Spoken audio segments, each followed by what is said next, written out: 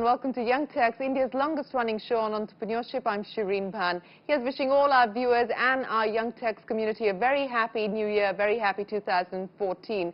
Now, two things stood out about investing in 2013. One, the steady flow of deals, with at least a couple of startups receiving funding practically every week of the year. Here's a quick look at some numbers. 2012 saw 200 deals worth over $700 million being sealed. In comparison, in just the first 3 quarters of 2013, we've seen over 190 deals being done and $380 million being invested. One of the takeaways has been the deal size is much smaller, which also leads us to the second trend, the absolute burst of activity in the accelerator and incubator space. Even new accelerators in India, like 500 startups, T-Labs, Chiron and Venture Nursery, saw an average of 2 graduating batches, and the year closed with announcements by online payment giant PayPal and retailer Target announcing the launch of local accelerators in India. Now, as part of our Young Turks tradition, we welcome the new year with a panel discussion to spot the big ideas for 2014. Today, our panelists represent the old and the new school. Joining us, Padmaja Ruparel, President of the Indian Angel Network, one of India's first and Asia's largest angel networks. Next up, an entrepreneur turned investor, Gaurav, who co-founded 5 Ideas, an early-stage fund that invests in internet and mobile startups. Anand Lunia, former partner with Seed Fund, who founded India Quotient in 2012 and invests primarily at the seed stage in tech, internet, education and retail ventures. And joining us from Mumbai, Gautam Gandhi, who keeps a close eye on the entrepreneurial ecosystem from his perch as the head of new business development at Google India. Thank you very much for joining us here on this Young Turk special. Happy 2014 to all of you. Padmaja, let me start by asking you, at the start of the year, there was a sense of gloom and doom, especially on the back of that startup tax, the much talked about and the much controversial startup tax. But it hasn't turned out to be a bad year after all, 2013. That's true, Shereen. Actually, you know, when we look back today at the end, in the 12th month of the year, I think we've not done too badly. I think the startup tax still exists, and it's so you haven't made inroads with SEBI. Your point of view has been taken on board. They've tried to accommodate some of the concerns, but they've got their own limitations and constraints. Absolutely, and I think they have tried to be very, very accommodative, but at the end of the day, SEBI is a pooled vehicle organization, and angels do invest individually and co-invest. So it's a bit of a small round peg in a square hole sort of a scenario. And Gaurav, let me get you in on first this business of regulation, because there was a hue and cry about how regulation is anti-startup at the start of the year. But that doesn't seem to have impacted deal activity, and it certainly doesn't seem to have dampened enthusiasm in the investor community as well. How do you read what's happened? I actually see this as probably one of the best years for small deal sizes. I see a plethora of you know, young VCs like myself, Anand. Fundamentally, in the deal space, I think there's a rich seed of innovation that has got sown in the Indian DNA, which was missing a couple of years back. Today, when we look at businesses in the space, we're seeing them, you know, 4 to 6 months about the same ideation vis-a-vis the West, which gives us a really strong flavor. And, you know, good businesses will attract money irrespective. But what do you think has changed? What do you think has enabled this transformation to take place? Honestly, it's a generation change. It's people coming in and looking at the world very differently from when you and I did when we graduated.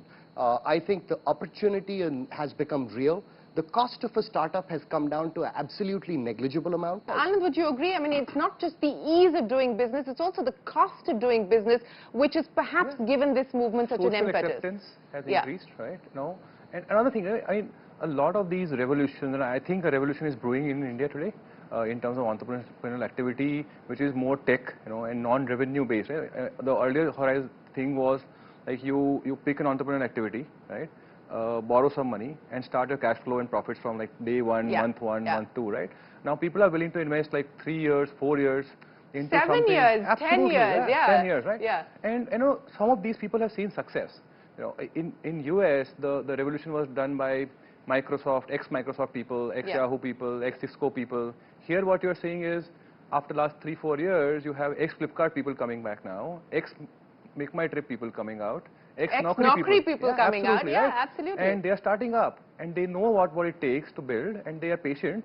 and socially it's acceptable. And of course, the cost of doing business in the tech space has reduced significantly. What I would like to add, I think the other thing that has happened in the ecosystem, a lot of people have stepped out to do mentoring, to become mentors.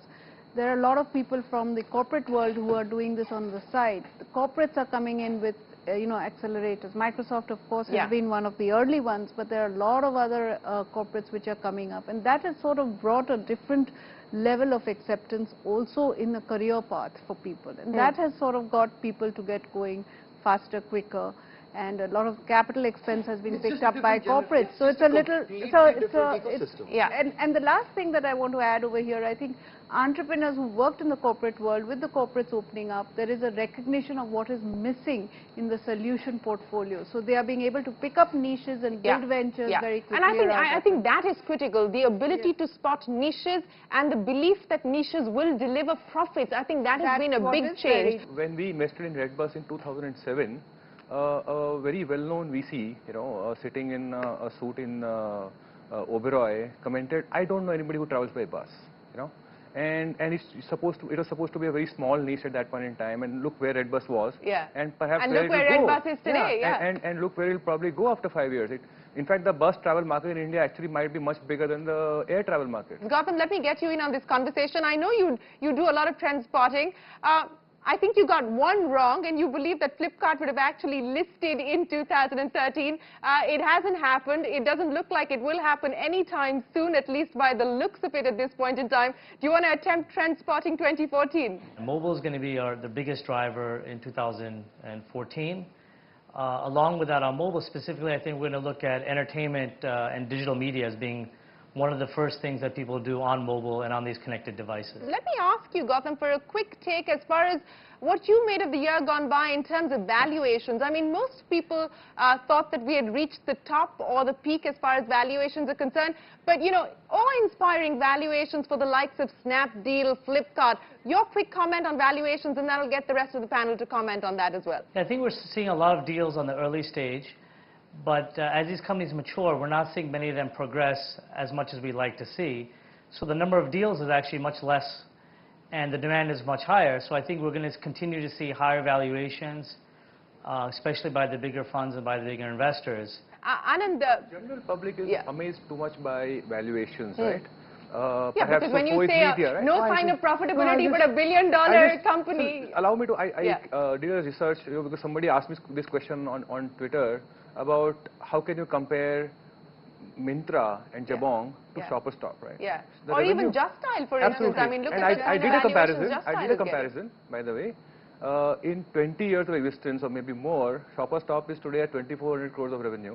Myntra might reach there next year itself, within 5 years of existence, right? So anybody who's investing in 200% annual growth, right, cannot meet those kind of profitability numbers. I think the one change that I think will happen is valuations currently have been on user base and on how many users you're getting online. I think what I do see with the money coming in and a lot of shift happening to actually cash flows and dividends. And that is going to be a new peg that I think, a new trend that I think will come back in the new year in terms of valuation and growth. Because we are seeing this continue to be cash guzzlers. There is no visibility of profitability that's the point. Anytime soon. So I think that shift we should be seeing, because at the end of the day, if the companies don't throw out profits and they don't make money, how are you going to be able to sustain those valuations going forward? And how are new companies going to be able to raise money? I completely disagree. I disagree. Fundamentally, the valuation is not for the cash flows they're throwing out today. It's for the property they're creating today. It's for the customer recall that they have. Absolutely. You're betting on the future in a big way. Amazon was never highly profitable for the last 20 years. Yeah, exactly. We know that, and right? they just lost money What is Flipkart from the public? But we're only talking about online plays. I think there are offline plays that we need to take into consideration, and the trend will be a balance of both. I am amazed at VCs investing in offline plays, first of all, right? Gautam, you want to jump in on a little bit of a disagreement that we have going on here in Delhi? Yeah, I think these markets are going to be winner-take-all markets. You're only going to have the number 1 and number 2 guy exist. And that's why they're highly valued. And we're going to have so much consolidation happening in the e-commerce space. I think I heard something like last year there were almost 1,000 e-commerce companies in existence that were funded. And that's going to whittle down. We're going to have 1 or 2 really going to make it over the next 5-10 years. And that's why these companies get the valuations that they get, and that's why they're justifiable. on this point of consolidation, because again, I've heard this business of consolidation for a while now, but are we actually just going to see a lot of these guys who don't actually bring in the money, don't have any visibility in terms of profitability, don't get the revenues, just fall by the wayside? Or are we actually going to see actual M&A take place? There is going to be M&A, Shereen. Yeah. But more importantly, I'd just like to bring this. I don't think it's the e-commerce market is done so far. So we've got Flipkart, which is dominating. Yeah. But if you look at the US, there's space for an Amazon, and there's space for a Fab.com. And there's space for somebody else. And the gazillion players that constantly keep innovating around the e-commerce cycle. Do you see a lot of global giants, whether it's e-commerce or otherwise, Padmaja, making a play on India in 2014? I do think so. I think we have a very large market here, and this is one way of accessing the user base, customer base, and getting into the large market.